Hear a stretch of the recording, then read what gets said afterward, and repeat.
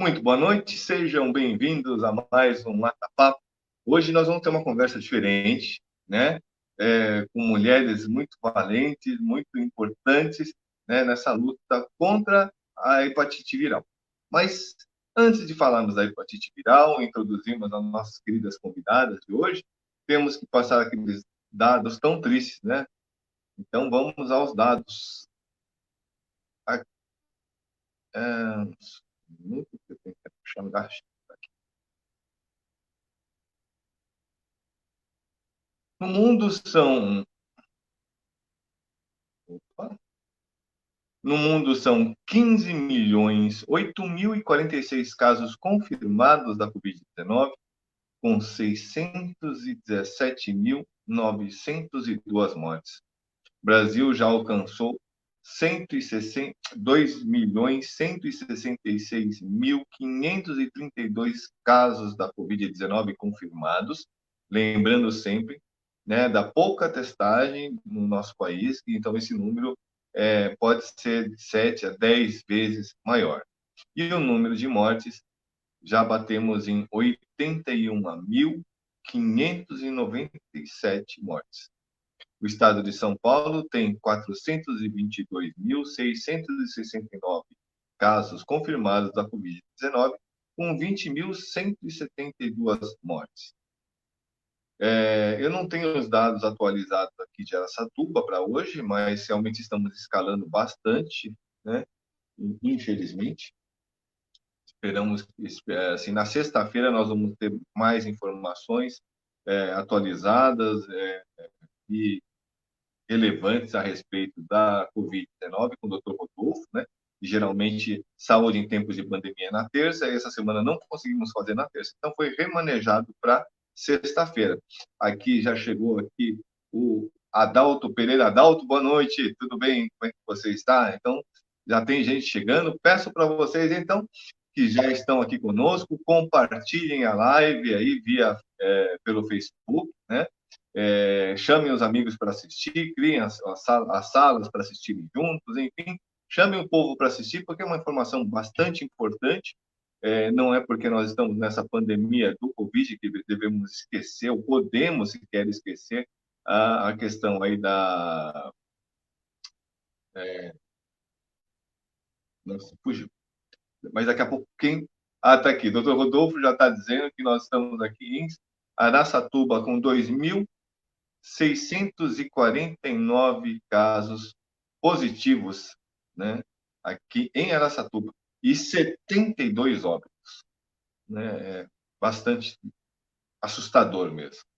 Mas vamos iniciar aqui o nosso tema de hoje, trazendo as nossas convidadas aqui, a professora Faustina.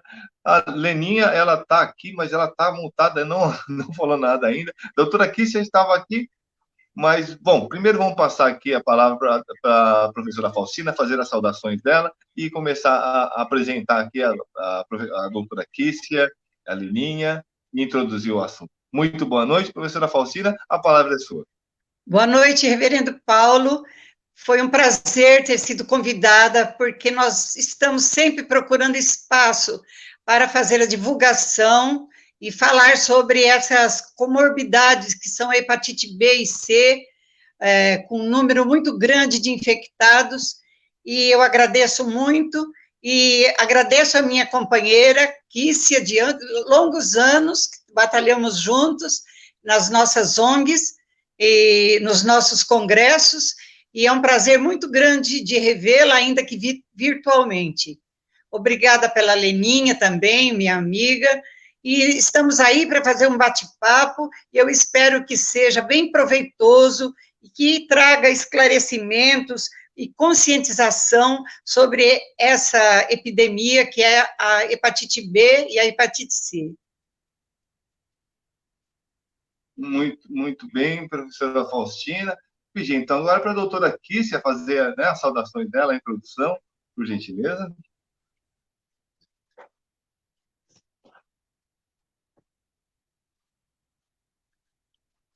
Seu microfone está mutado, doutora Kícia. Agora foi. Uma boa noite, reverendo Paulo.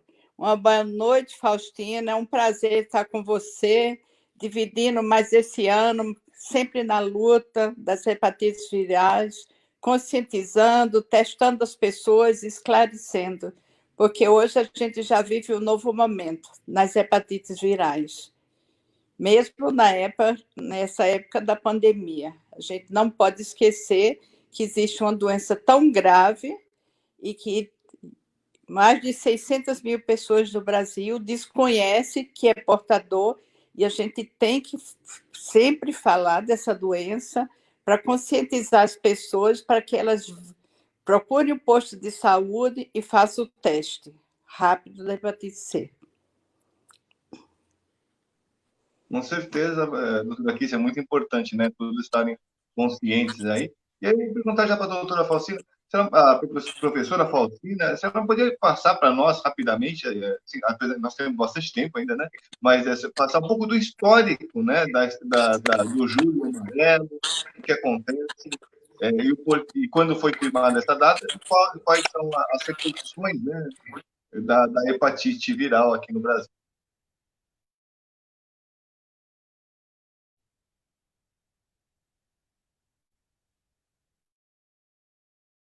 Seu microfone está mutado, professora Faustina. Seu microfone. Não fui eu que desliguei, viu, reverendo Paulo?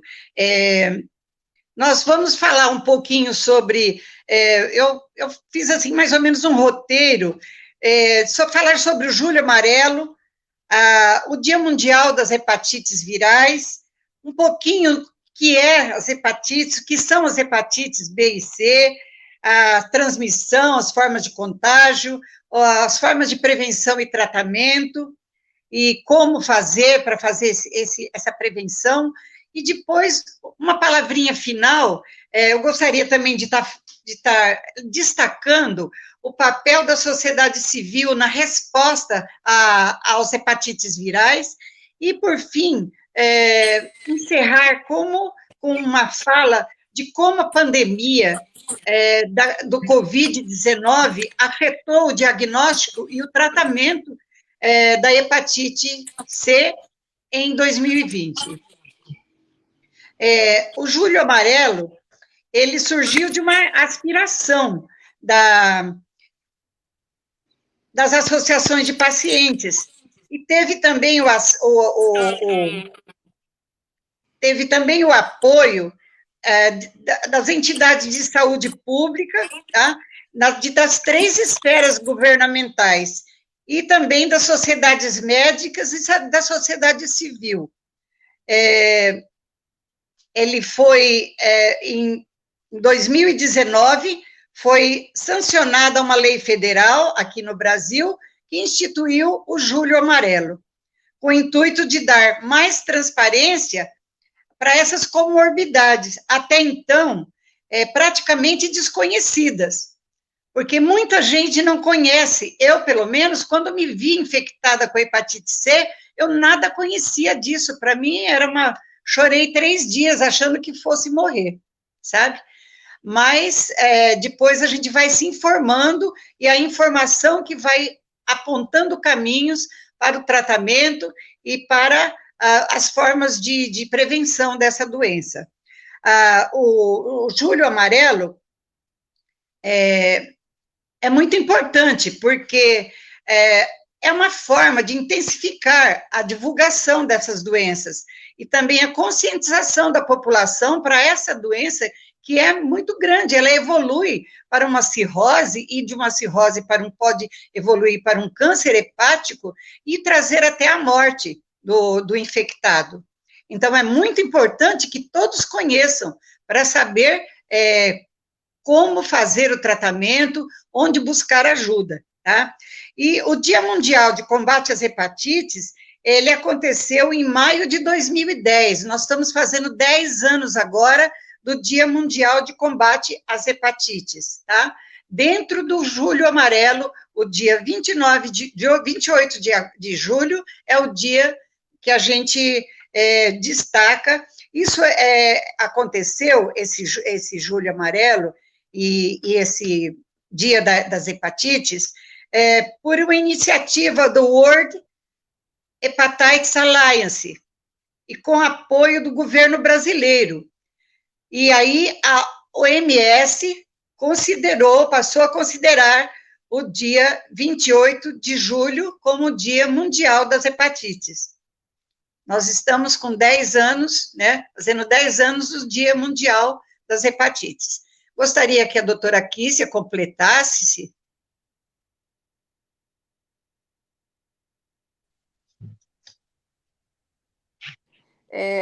Nós, em cada setor, Faustina em Araçatuba e as outras associações, organizações sociais, a gente faz campanha tanto com palestras, como conscientização, como realização de teste rápido à procura dessas pessoas. E o que a gente sabe é que a hepatite C ela é silenciosa. Quando você faz o diagnóstico, na maioria das vezes, a pessoa já tem uma doença avançada, que o tratamento, mesmo que você trate o vírus e a pessoa cure do vírus, mas se ela tiver cirrose, essa cirrose persiste. E essa pessoa tem que ficar acompanhamento ao resto da vida. Então, é importantíssimo que a gente continue batalhando, continue fazendo as campanhas, mesmo na época dessa pandemia, a gente vai conseguir fazer, nós vamos fazer uma campanha em Petrópolis, com poucas pessoas, observando o distanciamento social, mas a gente vai à procura dessas pessoas, porque a cada tempo que vai passando, a gente pode perder alguns dos nossos queridos, desconhecidos ou conhecidos, porque a gente não ajudou a fazer campanha. Então, a gente vai fazer campanha, a gente está falando esse mês inteiro, e o Brasil inteiro, a gente está conscientizando as pessoas para que ocorra qualquer tipo de ação na educação das pessoas para procurar um posto de saúde. Porque hoje a gente já tem tratamento com medicações orais, sem nenhum efeito colateral. E uma coisa importante, a gente já está com 97% de cura. Quer dizer, uma coisa muito importante, foi um avanço muito grande que a gente teve no Brasil com a introdução dessa medicação oral. E é um dos poucos países do mundo que oferece via SUS essa medicação.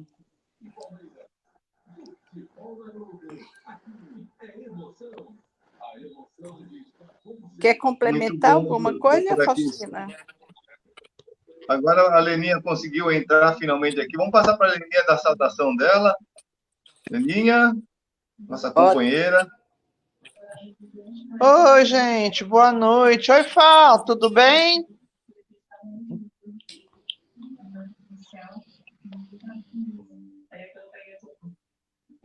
Vocês estavam falando sobre o quê? Nós estamos falando sobre as hepatites virais. Ah, tá. Nada a ver com Covid e cloroquina, né? Não, nada a ver com Covid e cloroquina. Tá bom, então, gente. Boa noite, boa live para todo mundo.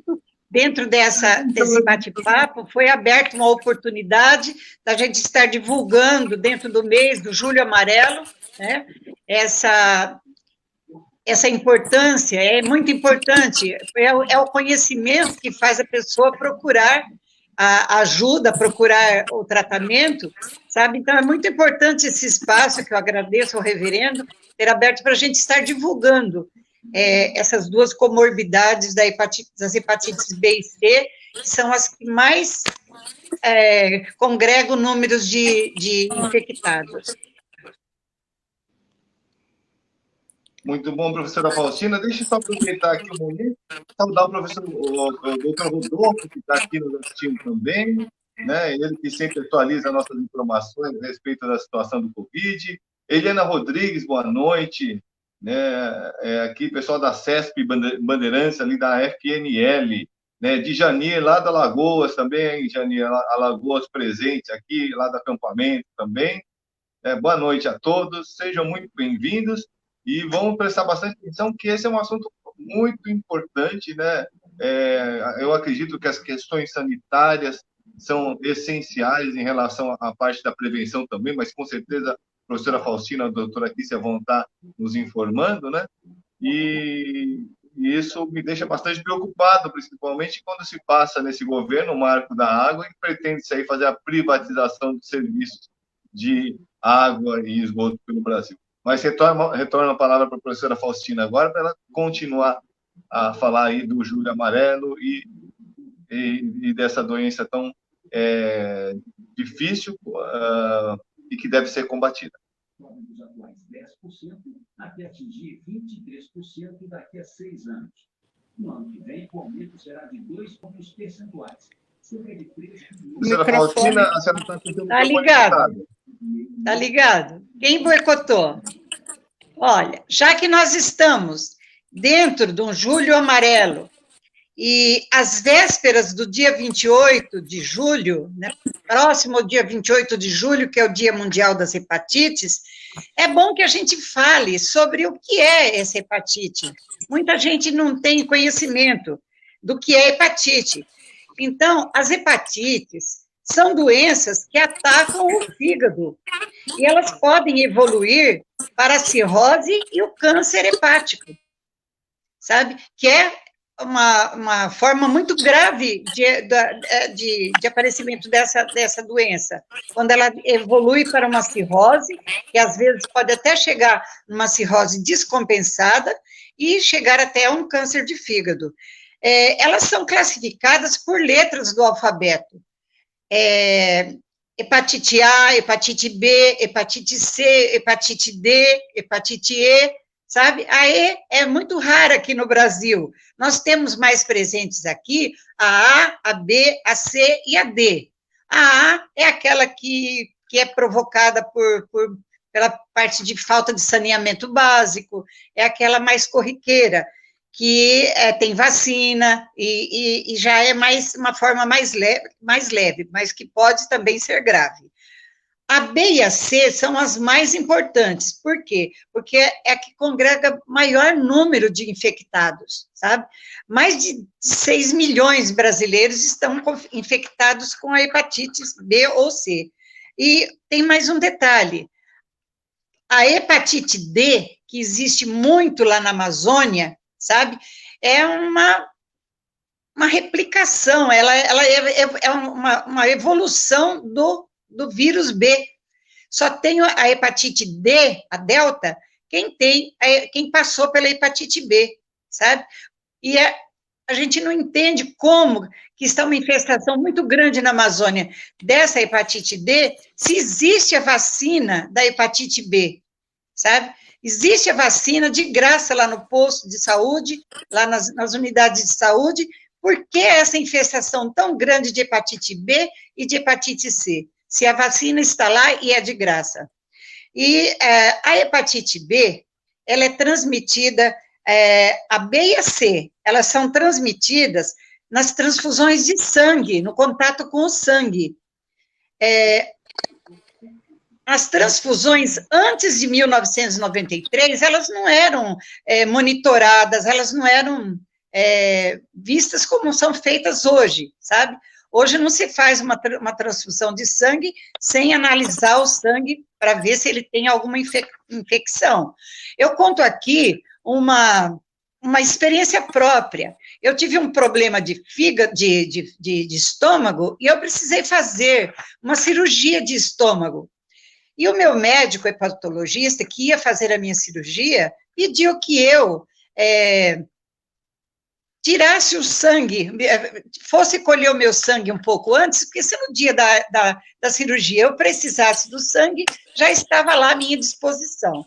Eu fui, colhi uns 15, 20 dias antes, fiz a cirurgia, e depois que eu fiz a cirurgia de estômago, eu fui chamada no posto de saúde, lá no hospital onde foi tirado o sangue, que o meu sangue tinha dado um problema. Eu fui ver o que era, tinha dado positivo para o vírus C.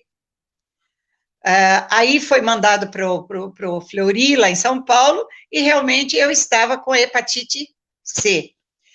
Procurei o centro de saúde, fiz os exames, como que chama, doutora Kícia, aquela biópsia, fizemos a biópsia, tudo, e eu estava com uma fibrose de nível 2. Naquela época, o governo não dava o medicamento para quem tivesse fibrose 2, só para quem tivesse fibrose 3 adiante. Eu voltei para casa, não conhecia muito das coisas, dos direitos, das coisas que rolavam, né, sobre as hepatites, nem sabia também o grau de gravidade que era voltar para casa e esperar o fígado ficar fibrótico de 3 para poder receber o remédio. Fiz isso, voltei para casa. Aí, quando eu comecei a passar muito mal, o ventre ficava inchado, falta de ar, uma indisposição muito grande, que eu fui procurar e já estava na fibrose 3, foi onde eu comecei a fazer o tratamento de 48 semanas, com os medicamentos antigos, por sinal, muito doloridos, foram 48 injeções na barriga, nas partes moles do braço, foi muito sofrido, com efeitos colaterais danosos, que eu ganhei até uma diabetes por conta desse tratamento, me deu falência de pâncreas, e cai cabelo, cai dente, cai um monte de coisa, e você fica muito mal. Foi muito difícil a continuidade das 48 semanas, mas como eu tinha negativado na 12ª semana de testagem, eu continuei até a 48ª. E durante esse tempo do meu tratamento, eu percebi que muita gente sofria e queria abandonar. Teve até um japonesinho que voltou, não queria tomar o medicamento, a injeção de jeito nenhum, eu peguei ele pelo pescoço, trouxe de volta, falei, eu sou muito mais idosa que você, estou aqui, você vai fazer o tratamento sim. Aí ele voltou, fez o tratamento, ficou curado, sabe?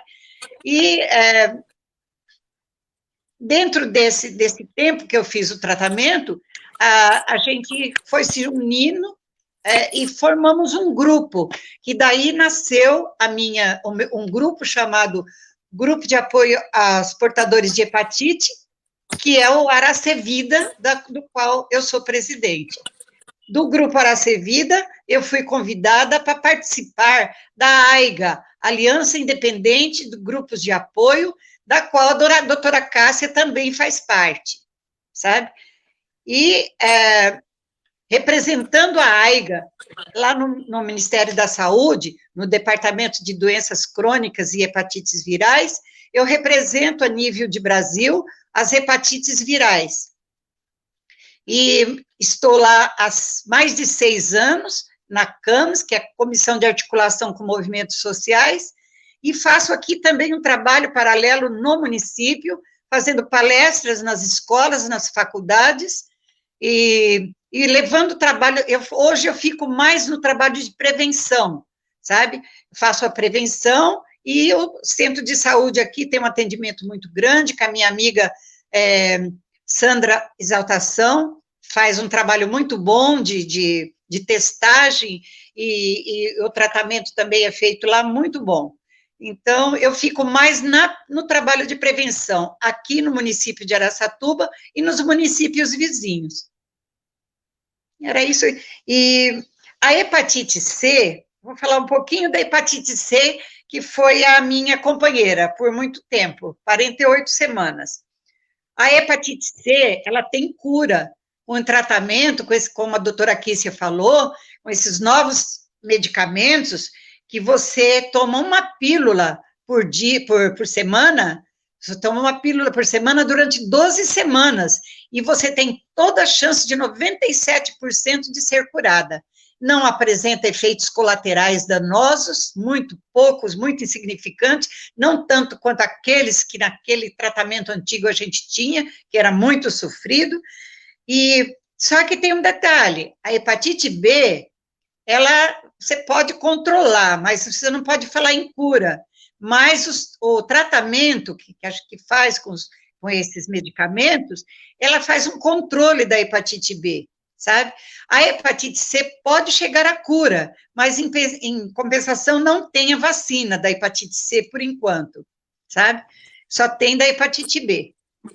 E o que mais que eu queria falar sobre hepatite B, hepatite C? Eu acho que é isso. Gostaria depois de estar falando sobre as formas de prevenção e tratamento, sabe?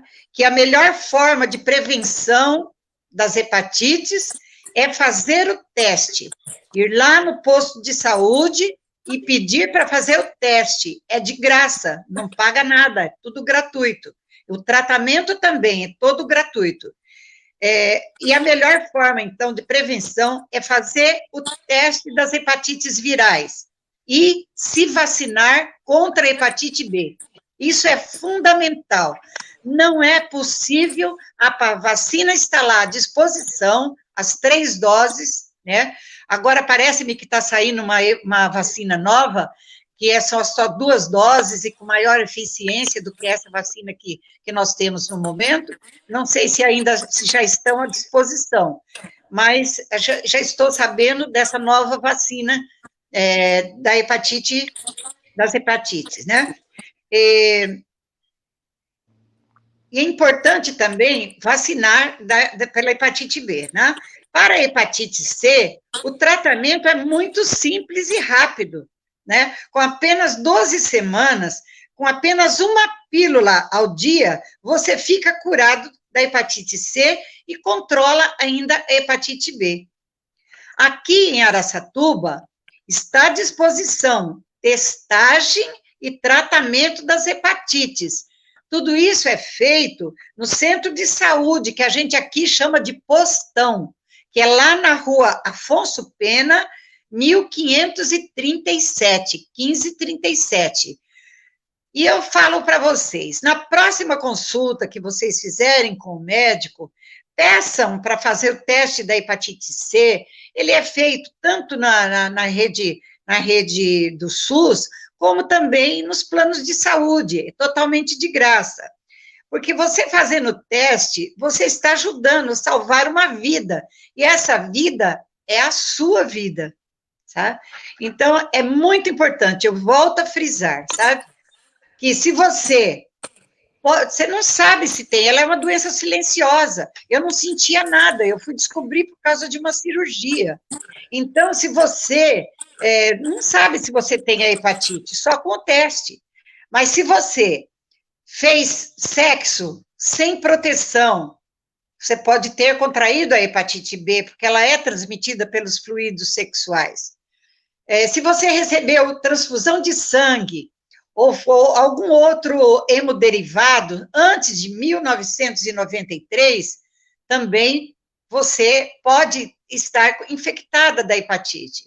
Se você usou instrumento para uso de drogas, de seringas, escovas de dente, onde pode ter o contato com o sangue, lâminas de barbear ou depilar, materiais de tatuagem, colocação de piercing, né? Eu fiz as minhas tatuagens, mas eu levei a minha agulha. Não importa que você levou a agulha, se você não levou a sua tinta, o vírus da hepatite fica 72 horas vivo fora do organismo. Essa tinta pode estar infectada e você ali se infectar da hepatite. E materiais de piercing, materiais de manicure, aquele alicate, se o alicate não passou por um sistema de autoclave, que é uma esterilização muito mais profunda, não é essa esterilização simples, sabe? É muito importante que você tenha o seu kit de manicure, de espátula, onde você pode estar tendo contato com o sangue, agulhas e seringas, sabe? Sempre tudo que você fizer ser individualizada. Então, somente o exame de sangue é possível saber se você está com hepatite B ou C. Então, faça o teste, é de graça. Vai lá no postão, procura a Sandra Exaltação, que ela vai encaminhar vocês para fazer essa testagem. Então, a respeito ainda, de... né, como nós temos pessoas aqui... Oi? Nós estamos com pessoas aqui de Alagoas, estamos com pessoas de diversos lugares do estado de São Paulo também, então todos procurem Quem que é de Alagoas? pública mais próximo, né? Reverendo, quem que é de A Alagoas? Djanira aqui, Eu convidei Clementina. a Djanira aqui, do acampamento Ah, lá, o Evaristo, o marido dela, tem o pessoal da SESC Bandeirantes da FNL, tem bastante gente é, aqui, né, de diversos lugares. Então, deixa eu avisar, eu doutora Cíntia, participei de uma live lá enquanto não esses. estiver falando, a gente procura mutar o microfone para não dar o eco, né? Porque senão a gente começa a dar Sim, esse eco, né? sim. Então, que todos procurem aí a, o serviço de saúde mais próximo, né? E estejam realmente fazendo o teste. E aí, agora, acho que a professora Faustina poderia passar a palavra um pouquinho para a doutora Kísia para fazer mais alguns esclarecimentos em relação às hepatites. É fazer uma complementação da minha fala. A Faustina já falou. Isso, agora desmuta, por favor, doutora Hã? Kísia.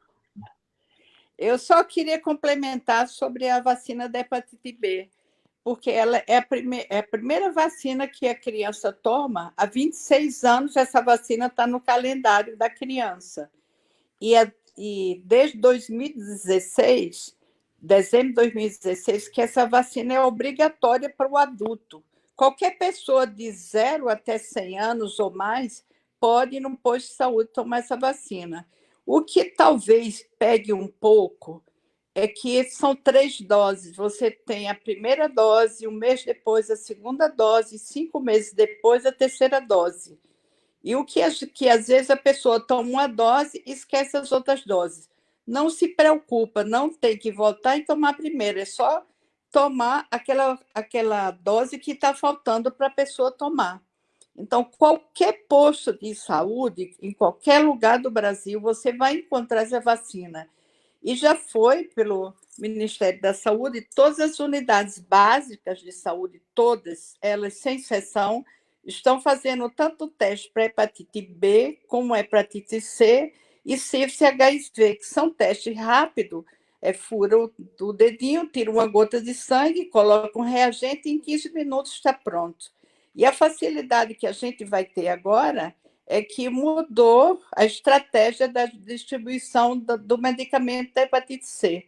Então, uma vez você faz o teste, que é detecta o anticorpo, que é o anti-HCV, você faz o exame confirmatório, que vai dizer que você pode ter o anti-HCV positivo, que é o teste rápido, mas você pode não ter a doença, entendeu? Que é confirmado com o exame chamado HCV-RNA, a gente chama do PCR. Uma vez confirmado esse PCR, você já vai receber o remédio naquela unidade de saúde.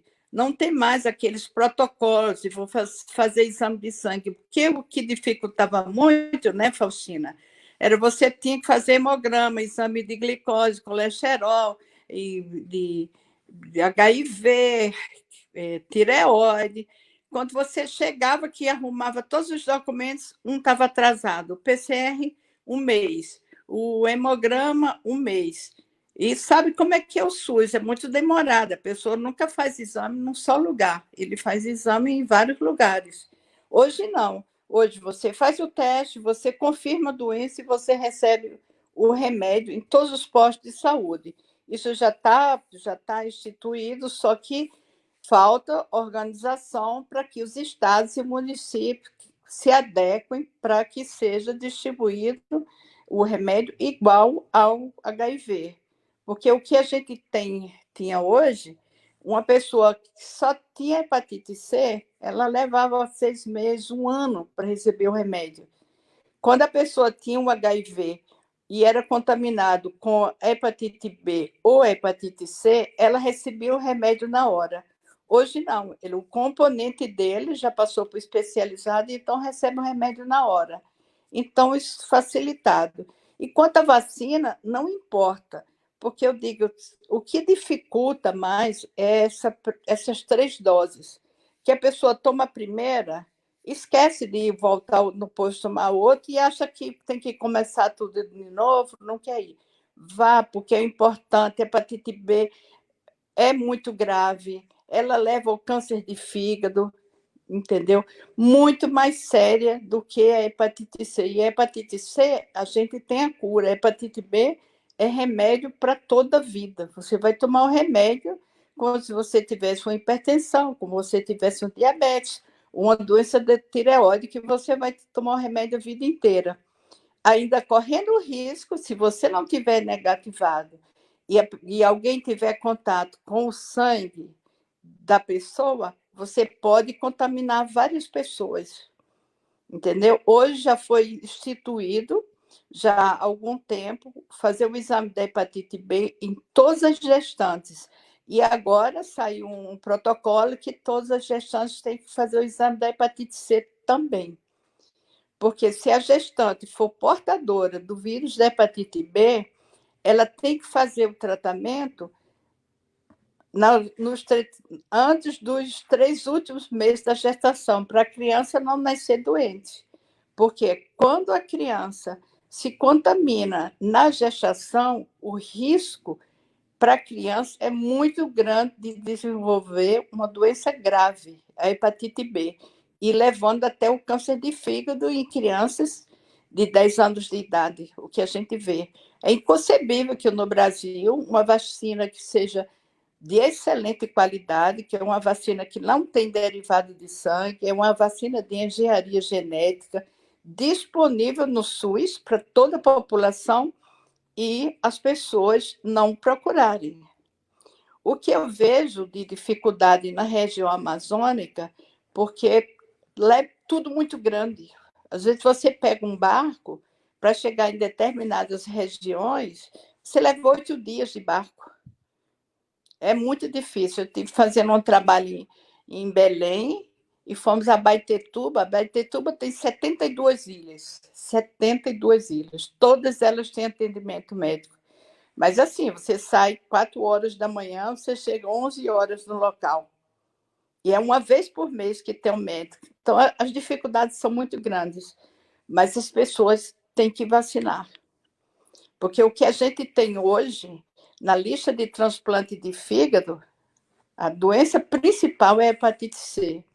Quer dizer, a gente precisa fazer um diagnóstico precoce para a gente não fazer um diagnóstico tardio, que a pessoa já tem uma cirrose descompensada e que é a evolução da contaminação até o câncer de fígado, isso pode levar 20 anos. E a hepatite A, a gente tem a vacina, mas infelizmente... Oi?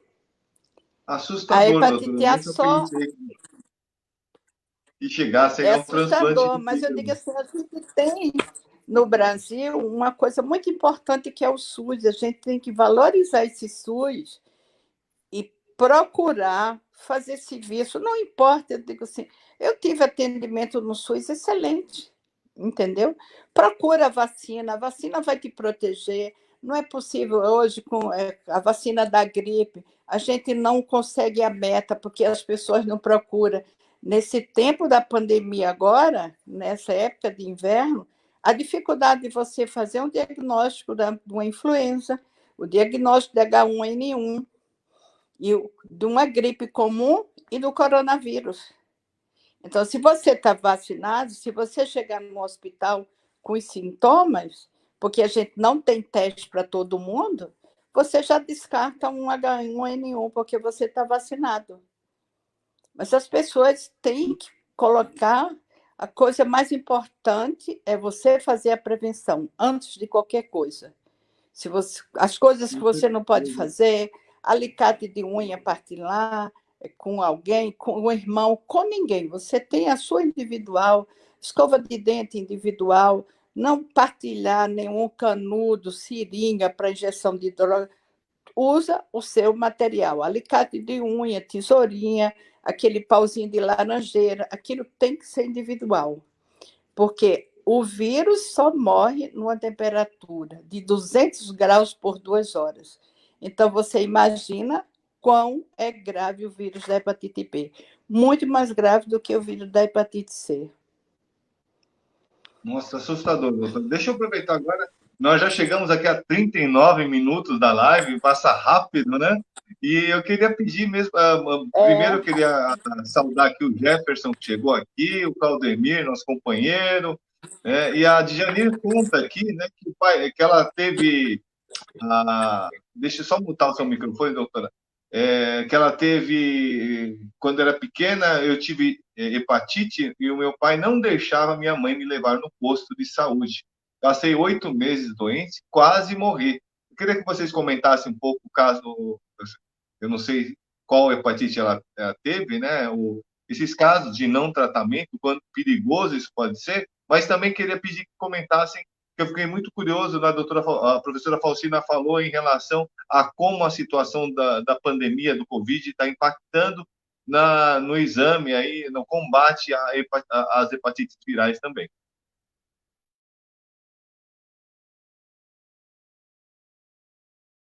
Essa hepatite Seu que ela microfone teve... está mutado. Oi?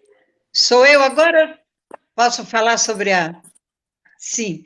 Bom, a pandemia do Covid-19, ele afetou muito o diagnóstico e o tratamento da hepatite C no ano de 2020.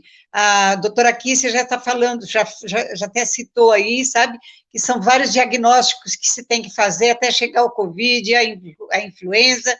Então, a hepatite entra nesse emaranhado, porque o ano de 2020, ele está praticamente perdido no enfrentamento da hepatite C.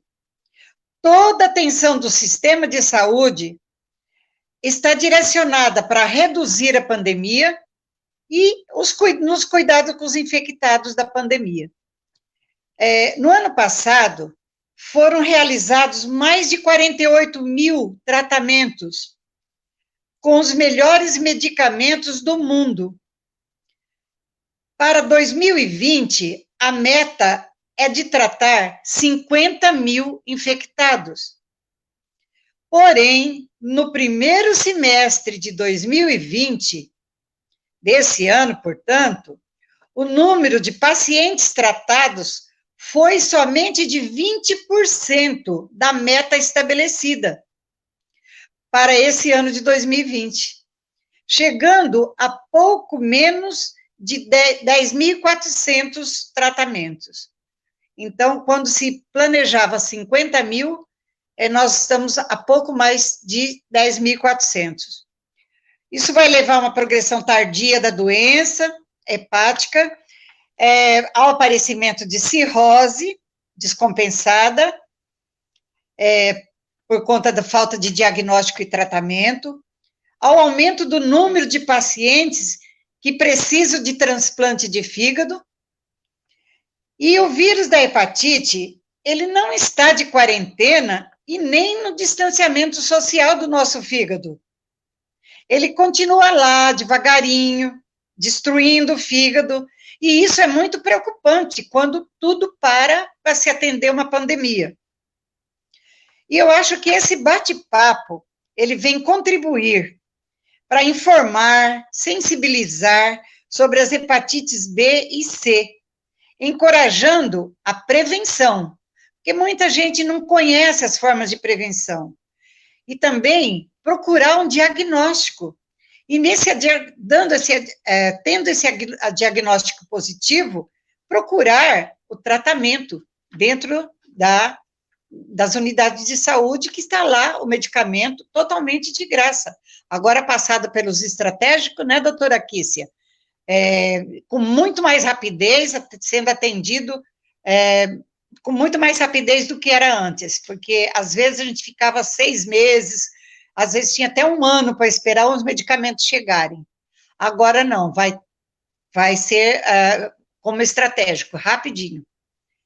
E depois eu vou... Doutora Faustina, se pudesse interromper um pouquinho, né? O que esperar de um governo, né, que até agora só destinou 30% da verba alocada para o combate da pandemia, ou seja, sequer o combate à pandemia está fazendo, quanto mais todos os outros combates estão necessários, né? Realmente é o caos que está na sociedade. Realmente é preocupante, sim. E aí, além desses medicamentos para curar aqueles que já estão lá, que a gente já sabe que são portadores do vírus, já são os infectados, tem também a necessidade de uma busca ativa, sabe? Testar a população, para saber quem está infectado, porque tem muita gente que tem a hepatite B ou C e não sabe que tem, porque ela é silenciosa e assintomática, sabe? Então, há que se alocar verbas para que se faça a testagem da população e que se propicie o tratamento para todos, porque o artigo 129 da Constituição Federal garante o zelo no cumprimento desse artigo, que a saúde é um direito de todos.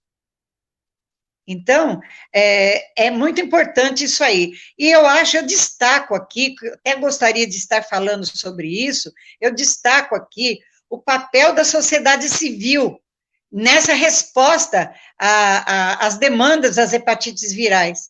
É muito importante, é preponderante no cenário político e social brasileiro a atuação dos ativistas dessa organização civil, das organizações da sociedade civil, os grupos, as ONGs, sabe? Os fóruns de ONGs, os fóruns de ONGs de hepatites, muito importante, porque eles ajudam na eliminação do preconceito, porque existe muito preconceito, né? Eu lembro que quando eu fazia o tratamento, tinha uma pessoa que participava das nossas reuniões que ele não queria assinar a lista de presença para que ninguém ficasse sabendo que ele tinha o vírus C. Depois de a gente trabalhar tanto essa parte de preconceito, sabe, de aceitação, ele passou até a fazer campanhas com a gente, colocando na frente da loja dele, no calçadão, ele colocava uma mesinha com medicamento, com os panfletos, e chamava o pessoal para conversar. Então, eu acho que esses movimentos sociais trabalham de uma forma muito positiva, tanto na promoção da informação, da prevenção, sabe?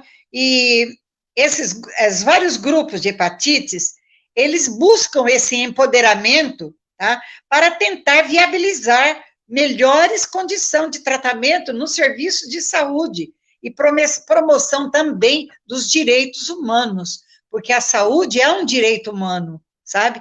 Então, esses grupos trabalham muito essa parte de promoção dos direitos humanos, da saúde como direito humano, sabe?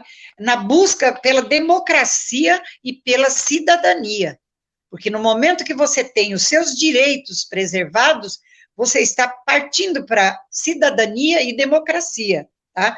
E o Ministério Público, ele tem sido um grande aliado das ONGs, sabe? No cumprimento da Constituição Federal, que conseguiu o serviço de saúde com relevância pública, colocou o serviço de saúde como relevância pública.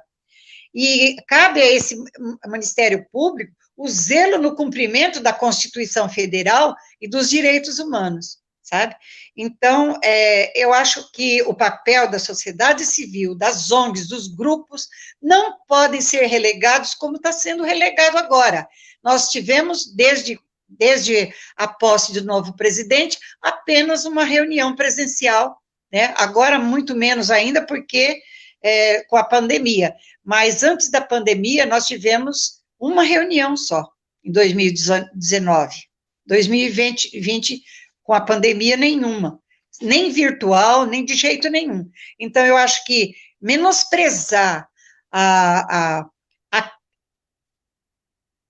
experiência que a gente tem nas bases, porque é aqui que as coisas acontecem, né?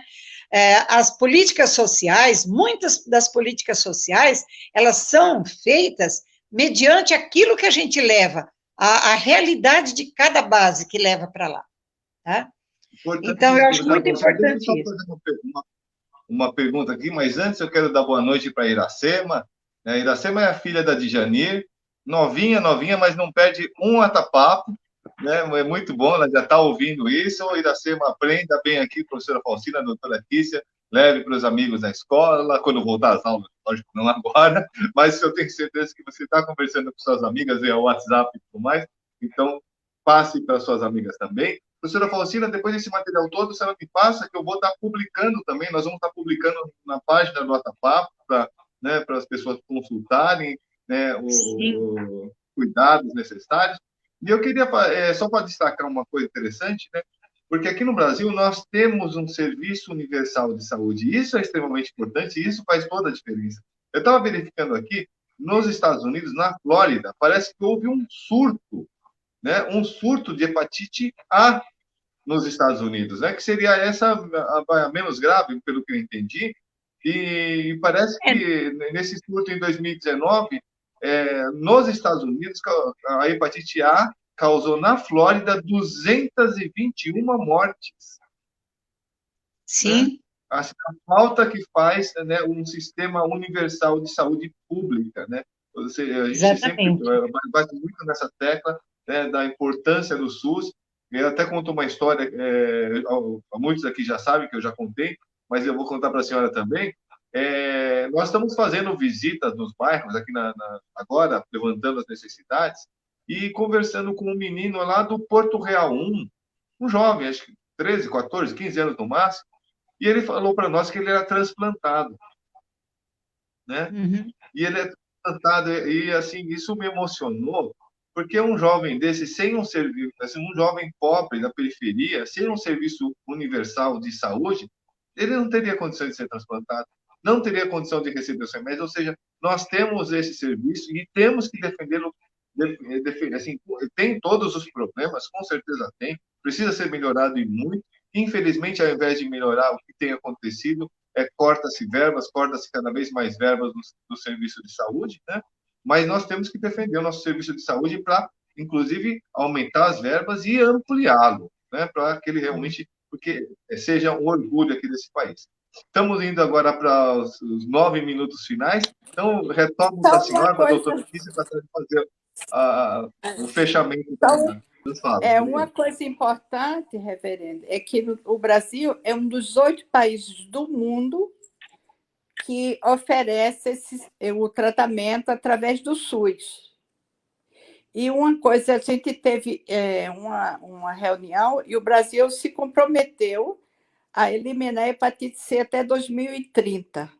Então, esse ano está um ano perdido, mas eu vejo com alegria que muitas associações vão fazer testagem, estão fazendo trabalhos de conscientização, e é uma coisa assim, importante para todo mundo, entendeu? Que a gente trate, porque quando for janeiro, vai ter explosão de tuberculose, que já estava fora do controle, explosão da sífilis, que ninguém fala mais, ninguém fala em dengue, ninguém fala em chikungunya. Quando for janeiro, vai explodir tudo junto, e eu não sei se esse sistema de saúde vai poder suportar.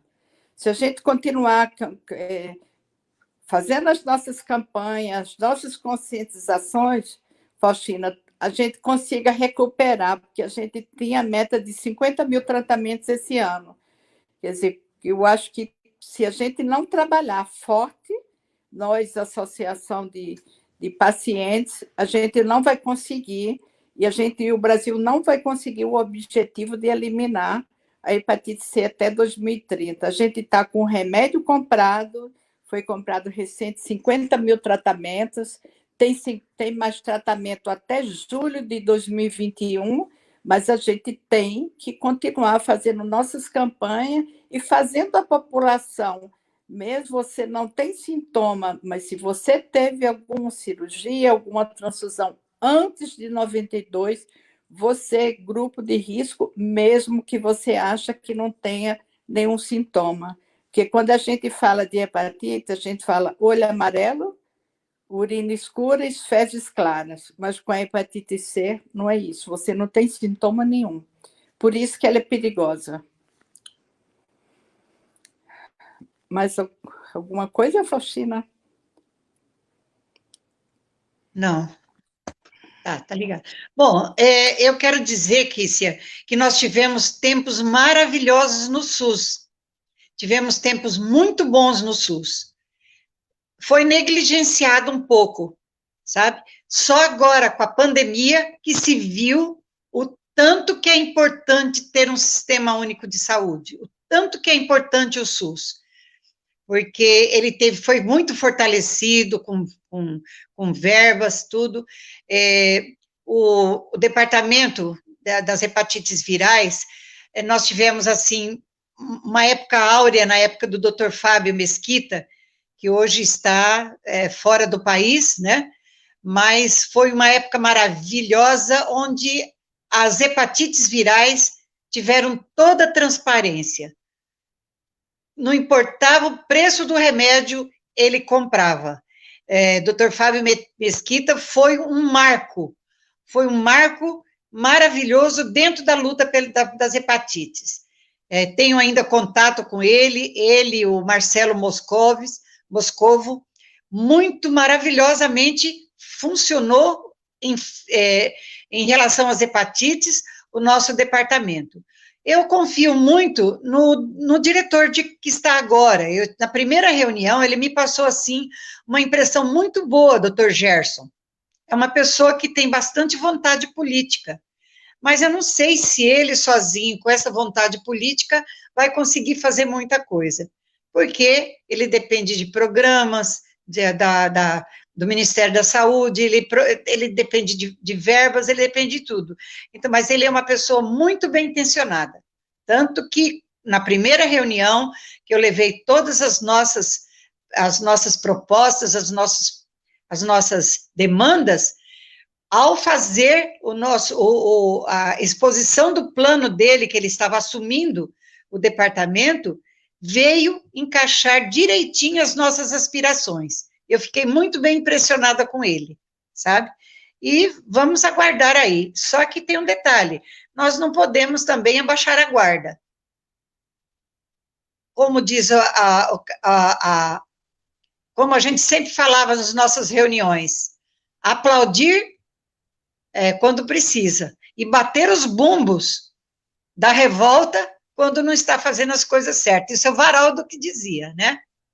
Vamos aplaudir quando está certo, e vamos bater o bumbo quando estiver errado. E nós estamos aí para lutar, com muita garra, com muita vontade. Exatamente, professora.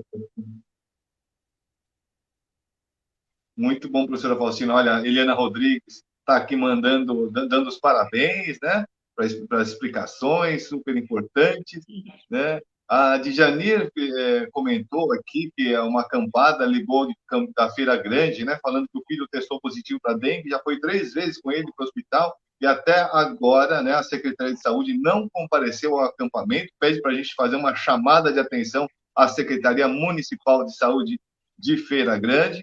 Então, vamos aí tomar cuidado, vamos verificar a Secretaria Municipal de Saúde de Feira Grande e todas as secretarias municipais, inclusive, esse ano é um ano de eleições, e todos os projetos de governo contemplem, né, todas essas questões da hepatite viral, da dengue e tudo mais, como a doutora Kissi acabou de esclarecer, né, vamos ter muito provavelmente explosões aí, novas surtos epidêmicos, e realmente estamos numa situação bastante complicada, né? Estamos em meio a uma pandemia e outras epidemias também se espalhando, né? É preciso levar a sério a questão da saúde pública e é preciso que os gestores municipais, né, estejam bem, realmente esclarecidos em relação a isso e que assumam essa incumbência com muita responsabilidade e, principalmente, né, o que nós sempre pregamos aqui, é que toda a política pública tem que ser feita junto com o povo, né? Tem que haver campanhas de esclarecimento, como vocês fazem aí das hepatites virais. O povo tem que estar participante de todo o processo, né? Passo agora para a professora Faustina fazer as considerações finais, e depois, doutora Kissia, por favor. Eu não acredito em políticas públicas sem ouvir as bases, sem ouvir os movimentos sociais. Porque aqui que a coisa acontece a realidade de São Paulo, do Rio Grande do Sul, do Amazonas, quem leva essa realidade são os representantes das ONGs, são os representantes dos movimentos sociais. Eu não acredito em políticas públicas feitas em gabinete, sabe? E a gente está aí à disposição para alguma pergunta. o reverendo Paulo passa o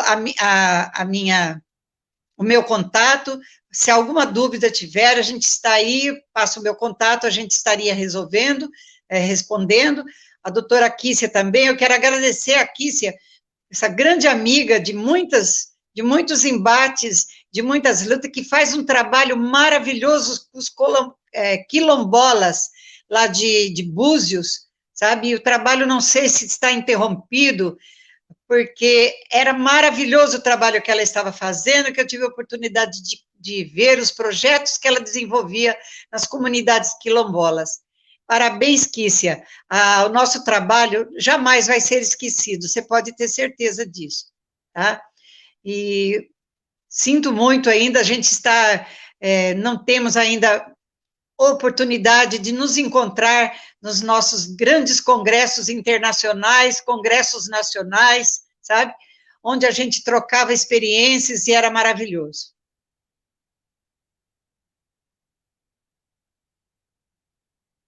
Doutora Kícia?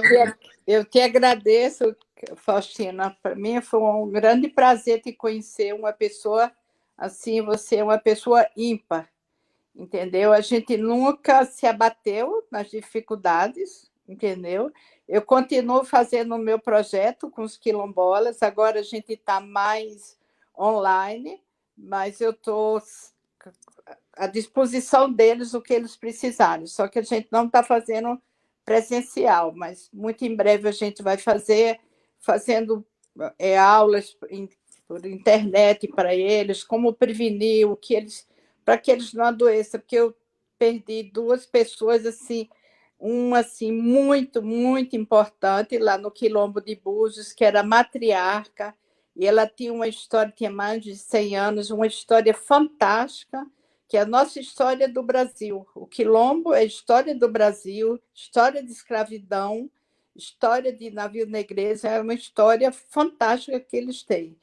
E a gente vai continuamos o trabalho, e eu vou ter uma live, eu não tenho, acho que dia 8 de agosto, eu vou mandar para você, que vai ser vou falar da saúde quilombola, com a Universidade de Goiás. Eu vou passar para vocês, que aí eu vou fazer um panorama tanto de Búzios, como aqui do Quilombo em Petrópolis e dos quilombos lá no Pará, que foi uma experiência do Pará fantástica. Uma organização, um cuidado, um zelo com o quilombo lá, sim, e Búzios também. Muito importante o trabalho e o gestor municipal, porque não adianta você querer fazer um trabalho se o gestor não chega junto e te apoia. Então, tanto no Pará como aqui em Búzios, o gestor chega junto e acolhe, porque as pessoas precisam ser acolhidas, ser queridas, e para que as pessoas respeitem e que entendam e que não tenham preconceito com a doença. E é para qualquer um, entendeu? A doença não é só para ir. Antigamente você olhava e dizia, é isso, isso. Não, a doença é para todos. Todos estão aí. Então, que se deem as mãos, que a gente continue na nossa luta, vamos fazer a campanha de prevenção. Eu vou fazer testagem agora no dia 28, vou sozinha com a enfermeira, a gente vai, que já trabalha comigo e trabalha rápido e trabalha bem, entendeu? Porque sempre a associação chegava junto. Com a pandemia, a gente não pode agrupar, mas a gente vai fazer a testagem sim, o dia inteiro, dia 28, aqui em Petrópolis. Qualquer coisa, pergunta, Faustina, você deixa meu e-mail, meu contato, e eu vou avisar vocês da live, eu acho que 8 de agosto, só falando da saúde da população quilombola. Muito bom, doutora Kícia. Por favor, passe as informações para que nós possamos repercutir também aqui no Atapapo. Quero agradecer a presença de todos. Amanhã, a espiritualidade humana, né, aquele bate-papo de uma espiritualidade humana, né, como dizer, né, não aquela coisa somente no transcendente, mas realmente aquela que muda, como diz, né, o Leonardo Boff, quando ele perguntou ao Dalai Lama qual era a melhor religião para ele, né?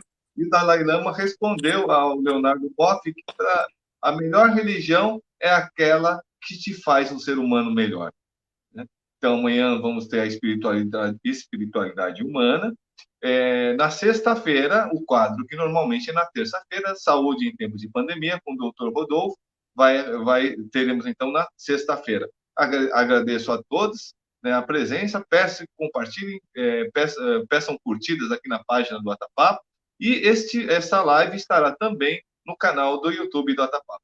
Muito obrigado a todos e que Deus os abençoe. Até amanhã.